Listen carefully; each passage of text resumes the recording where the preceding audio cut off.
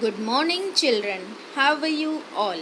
Children, I hope you all are fit and fine.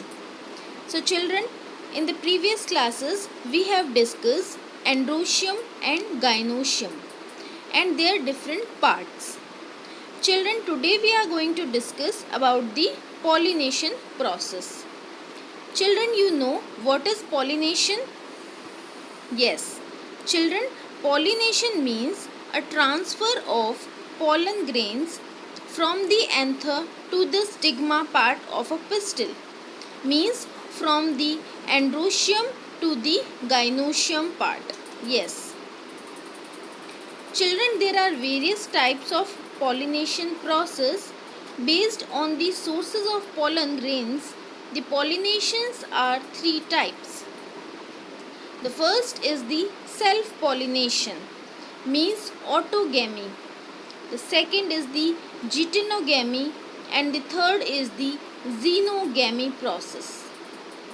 So children, first autogamy means self-pollination, means the transfer of pollen grains from the anther to the stigma of the same flower. Flower same होना चाहिए, है ना?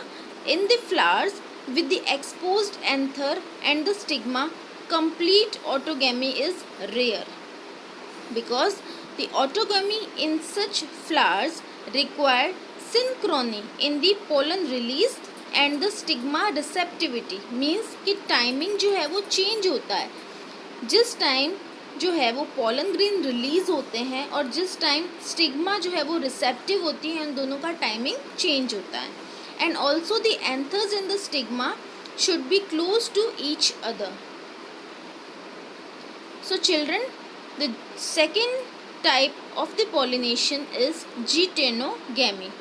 Geitonogamy means the transfer of pollen grains from the anther to the stigma of the another flower of the same plant.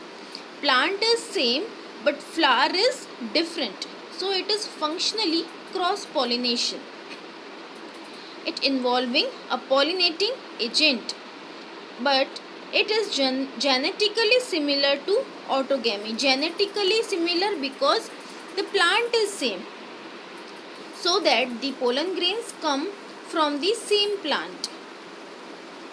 Children, the third process is xenogamy. Xenogamy means transfer of pollen grains from the anther to the stigma of the different plant. It brings genetically different pollen grains to the stigma.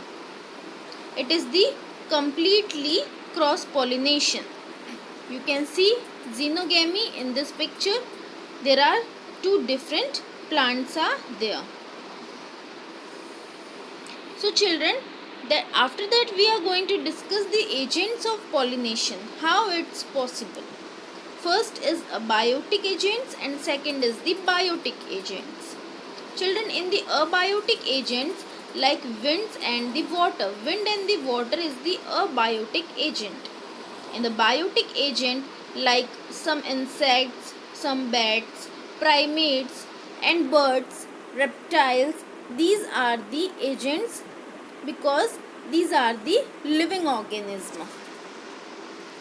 So children, in the abiotic agents like wind, if the pollination is done by the wind, it is called the anemophily.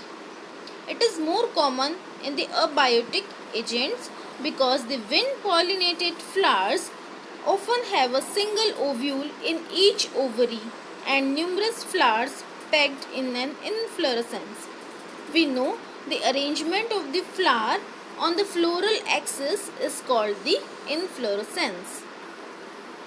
So children, the best example of the corn cob, because the tassels are the stigma and the style which waves in the wind to trap the pollen grains, and it is common in the grass family.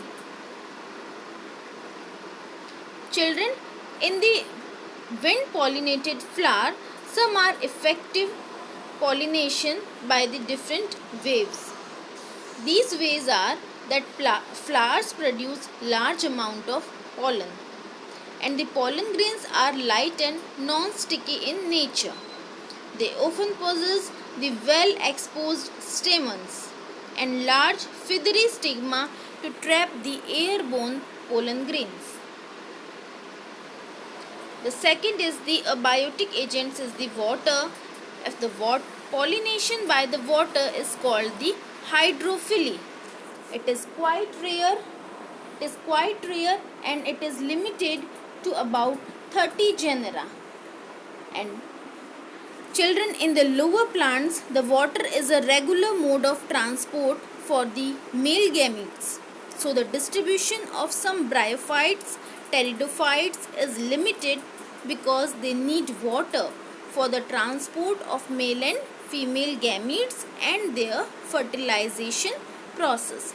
The best example of the hydrophily is Hydrilla vallisneria.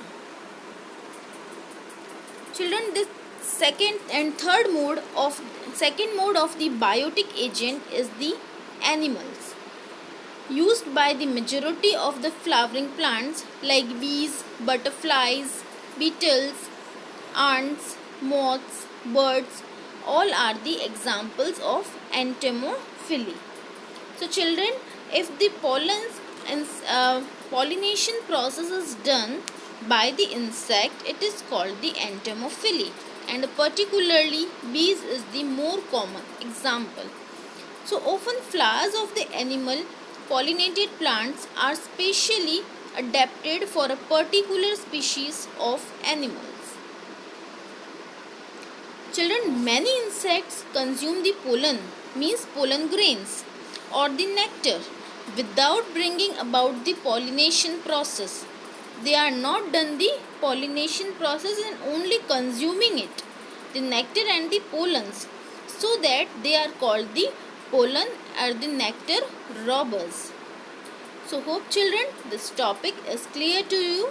Today I am sharing you notes of pollination. So go through these notes and write down in your biology notebook. Thank you children.